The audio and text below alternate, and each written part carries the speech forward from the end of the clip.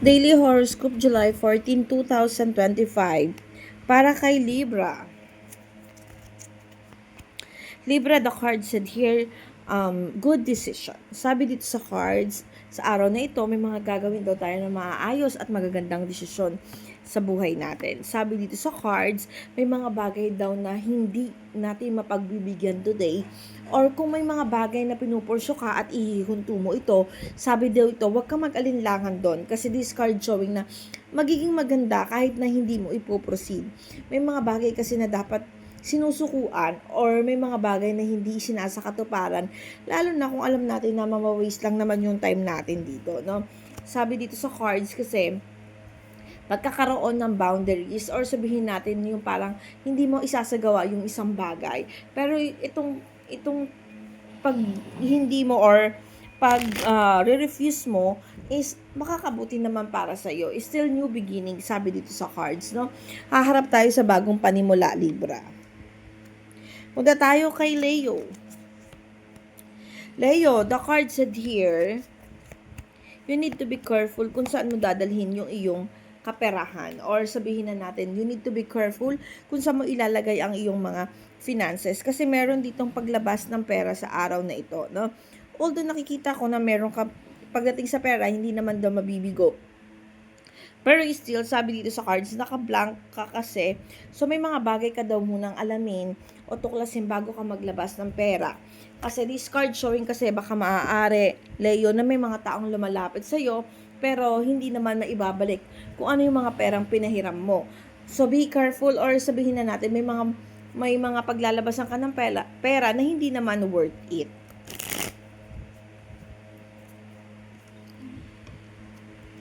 Pupunta tayo kay Capricorn. Capricorn, the card said here, expect yung mga bagay na magiging maganda sa araw na ito, Capricorn. Meron daw mga papasok na pera sa'yo. Although nakikita ko dito, parang bumabaliktad yung mundo mo, but don't worry kasi things will gonna be okay for you, no? Kung may mga bagay na inaasahan kapag dating sa finances or mga connections with other people, masasakatuparan daw ito. Punta tayo kay Aquarius. Aquarius, judgment ito.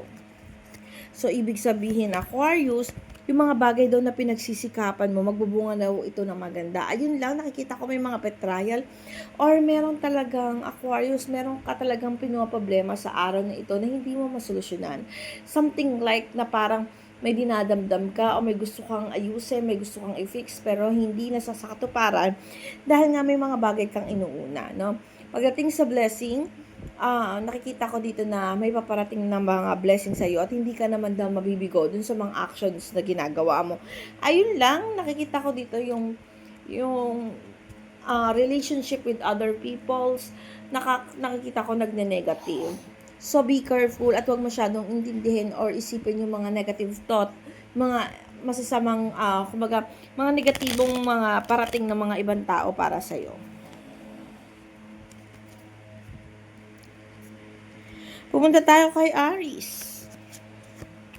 Aries, medyo malalim ang iyong cards. This card showing broken heart. So, be careful sa mga desisyon na gagawin mo at huwag mag-focus dito sa mga negative na mangyayari sa iyo sa araw na ito. Okay, sabi dito sa cards, kung ini-expect mo daw na may gain na paparating or may pagbabago dun sa status ng mga taong connections mo or dun sa sitwasyon na kinakaharap mo, nakikita ko dito na may stagnant ka pa din eh. Although sabi dito, kailangan be strong at wag mo na lang palakihin or wag mong dibdibin yung mga negatibo. Sabi dito sa cards, kumbaga wag mong ilaan dun sa mga taong negatibo yung oras mo sa araw na ito o dun sa isang sitwasyon na alam mo naman na makakapagpabaksak lang sa'yo. Sabi dito, maging matatag daw sa pagsubok at wag masyadong dibdibin, no? Sabi dito, parang i-ignore mo kung may tao man na nagkakaroon ng galit sa'yo or something lang na magdudulot sa'yo ng mga hindi magandang expression sa araw na ito, i-avoid mo muna yon. Pupunta tayo kay Sagittarius. Sagittarius, sabi dito, tapusin daw yung pagiging hang. So, kung ikaw ay merong nasa status ka ng buhay mo na meron kang dapat pagdesisyonan, harapin mo na daw ito, wag mo daw takasan, Sagittarius. Sabi dito, kung meron kang mga taong dapat i-disconnect sa'yo, gawin mo na ito ngayon, no? Huwag na nating ipagpabukas pa or matuto tayong harapin kung ano yung mga problemang kailangan nating solusyonan. Hindi porket nasasaktan tayo or sabihin na natin na hindi porket makakapanakit tayo, hindi na hahayaan na lang natin yung isang bagay. Matuto tayong humarap sa sitwasyon o sa problemang kinakaharap natin para magawaan ng aksyon. Or sabihin na natin kahit saang larangan ito, harapin muna natin kasi this card showing naka-stagnant ka sa isang sitwasyon na hanggang ngayon ay kailangan pa ng iyong solusyon.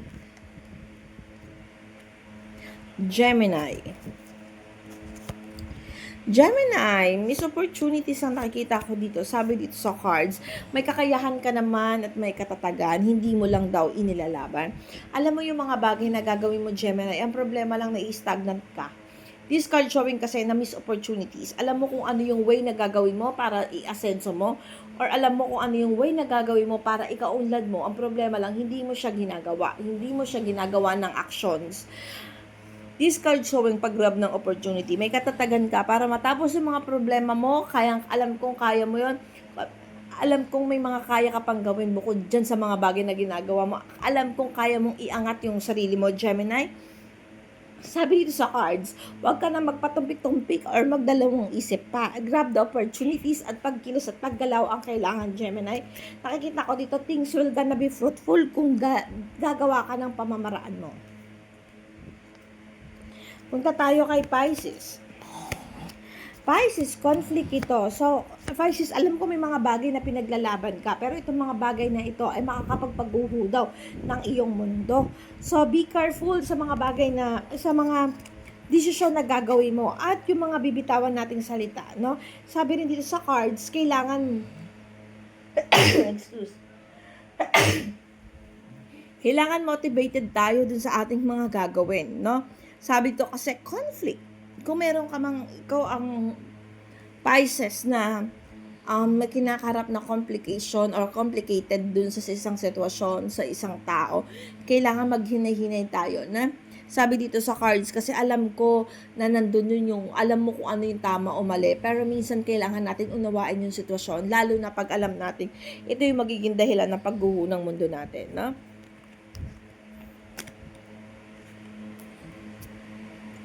Punta tayo kay Cancer. Cancer, good connections ang nakikita ko dito. So, kung ikaw ay Cancer na binabalak maghanap ng trabaho, mag-apply, or something like na good connections, kahit ano pang sitwasyon yan, nakikita ko dito magiging maganda daw ang kalalabasan. Sabi dito, may mga bagay daw na hindi ka na sa katuparan. But this time, sabi dito sa cards, i-pursue mo daw yung mga bagay na gusto mong gawin dahil things will gonna be okay, Cancer. Sabi dito, you are guided daw na universe. So, ibig sabihin dito yung mga bagay na gagawin mo, balak mo, wag mong isipin na hindi magbubunga ng maganda kasi things will gonna be fruitful for you this day. Pupunta tayo kay Virgo.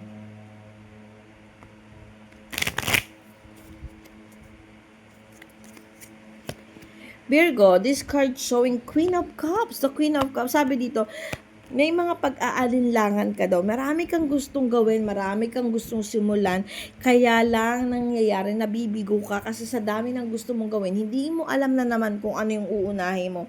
You're still confused for someone. Dahil confused ka, ito yung nagiging dahilan kung bakit ka nasasaktan o nabibigo. Ito rin ang dahilan kung bakit ka hindi nakakapagsimula. Pero, yung solusyon dun sa problema mo ay nasa sa'yo. Actually, you are not still loser. Kaya mo pa daw gumawa ng pamamaraan para maging winner. Nandyan ka pa rin. Mas okay ka pa rin kaysa sa iba. Mas angat ka pa rin kaysa sa iba. At yung problema na kinakaharap mo, Virgo, may mga solusyon daw. So, sabi dito sa cards, ikaw lang ang hindi gumagawa ng tamang desisyon. So, this is wake-up calls for you or guidance for you to think, to recall, parang gano'n, no? To recall what you want to do is to fix something. Mag-concentrate tayo sa isang bagay na talagang gusto natin para ma-pursue natin yung mga bagay-bagay na ikauunlad natin at ikakasaya natin. Let's go to Scorpio.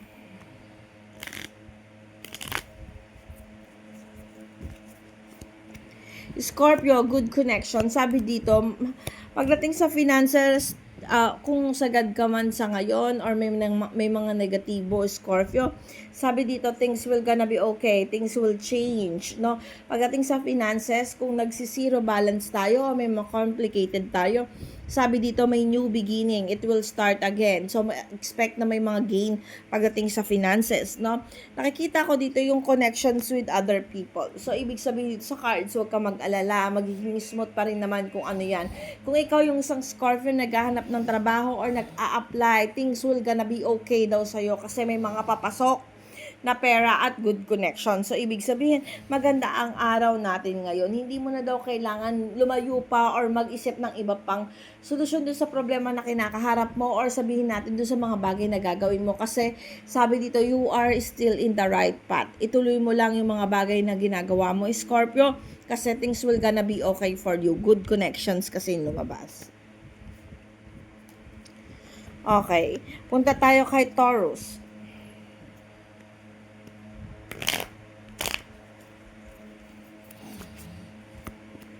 Taurus, the card said here, nakabaliktad kasi itong si Universe. So, sabi dito sa cards, be careful. Alam ko matatag si Taurus, pero be careful sa mga taong nakapaligid sa'yo. Be careful dun sa mga paparating na sitwasyon kasi may betrayal card ka. Sabi dito sa cards, isipin mo yung mga action or mga hakbang na gagawin mo bago ka magdesisyon o gumawa ng isang action nga. Kasi this card showing kasi maaaring magkamali ka ng taong pagkakatiwalaan, maaaring magkamali ka sa mga desisyon na pipiliin mo. Kasi this card showing betrayal, alamin mo kung ano yung talaga yung magiging resulta ng mga bagay na gagawin mo bago mo palang gawin. No? At ito po ang aking daily horoscope. Salamat po sa mga sumusubaybay. Paalala po, ito po ay gabay lamang sa araw-araw.